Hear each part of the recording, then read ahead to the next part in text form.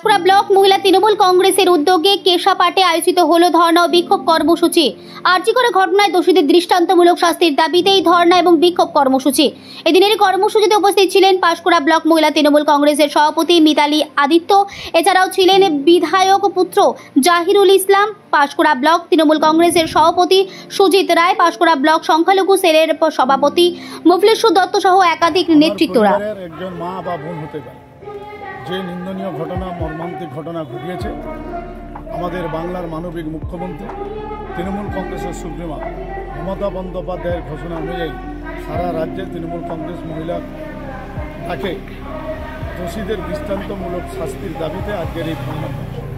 আজকে আমরা এই সবার পক্ষ থেকে আমরা সাধারণ মানুষের কাছে এই বার্তা পৌঁছাতে চাইছি যে পশ্চিম বাংলার যে মহিলা ধর্ষণ এবং খুন হয়েছে, হত্যা হয়েছে, সারা রাজ্যে যারা করছে তাদের অধিকাংশ নেতা বিজেপি। সেখানে বিজেপি কেন নীরব থাকে? তাদের বিরুদ্ধে কেন মিছিল হয়নি? তাদের বিরুদ্ধে কেন আন্দোলন সংগঠিত হয়? কিন্তু পশ্চিম বাংলায় তৃণমূল কংগ্রেস নয়, প্রত্যেকটা বাংলার পরিবার তারা এর নিন্দা জানাচ্ছে এবং ধিক্কার জানাচ্ছে।